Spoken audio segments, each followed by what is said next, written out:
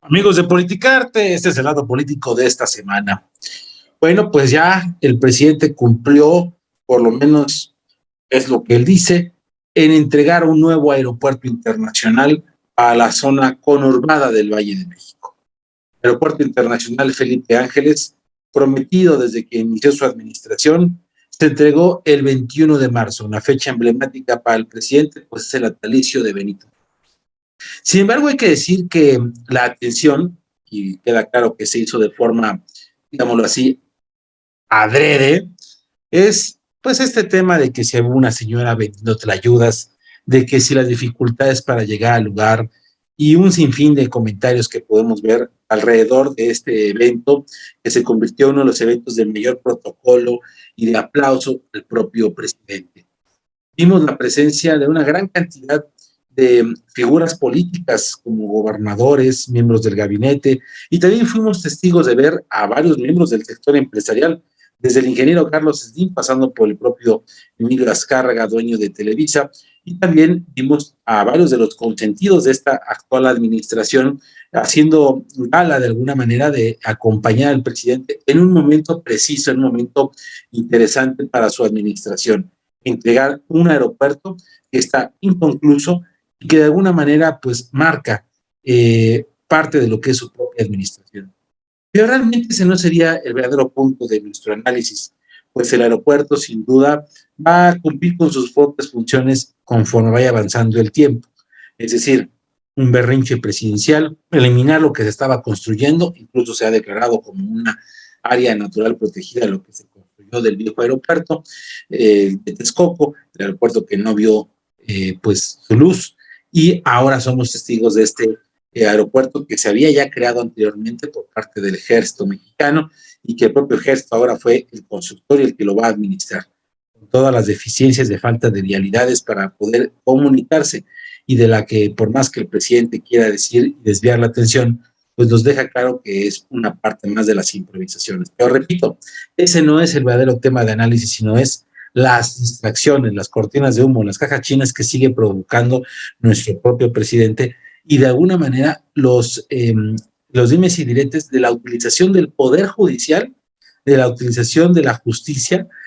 para sacar raja, para sacar jugo. Y hemos sido testigos estos días de 3 ejemplos claros de ajusticiamiento político, que no quiere decir que no sean culpables, sino que se está utilizando el poder político sobre el poder judicial. Primero el caso de Nuevo León, donde hemos sido testigos de cómo el famosísimo Bronco ha sido llevado a prisión por parte del gobernador Samuel García, en donde se acusa precisamente al propio Bronco de haber desviado recursos y de haber hecho una mal función de los propios recursos. Ante esto, el propio Samuel García ha dicho que él pues está persiguiendo a quienes cometieron cualquier tipo de delitos. Luego el otro caso fue el de Sandra Cuevas, la jefa delegacional, hoy en día alcaldesa de Cuauhtémoc, en la Ciudad de México,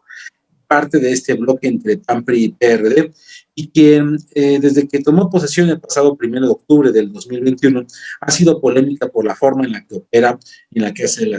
sus actividades políticas. Un par de policías la acusaron de abuso de autoridad, e incluso de haberlos golpeado físicamente, de haberlos humillado y criticado, y ellos acusaron de discriminación y de ahí inició todo un proceso jurídico.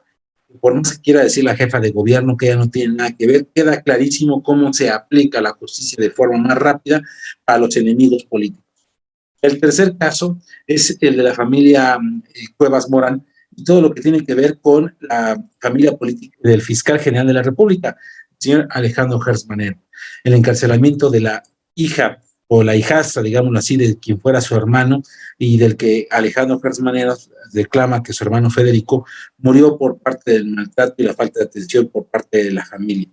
Ante esto, pues a esta mujer ha llegado ya a prisión de ese tiempo y su caso se ha ido a la Suprema Corte de Justicia, en donde se ha cambiado al ministro ponente, ahora es el ministro Gutiérrez Ortiz Mena quien tiene que decidir si queda o no. Él ha dado el dictamen de que esta mujer tendría que salir de prisión y hemos sido testigos de cómo el propio fiscal general utilizó sus propios tentáculos del poder, incluso en una llamada que se filtró en la que quedaba claro su utilización del poder político. Hago esta mención de estos tres casos porque son tres casos donde el vínculo político y el poder judicial se ponen de alguna manera al servicio mutuo y que deben de preocuparnos en estos tiempos, más allá de que se inauguró un nuevo aeropuerto. Es que pareciera que la utilización política para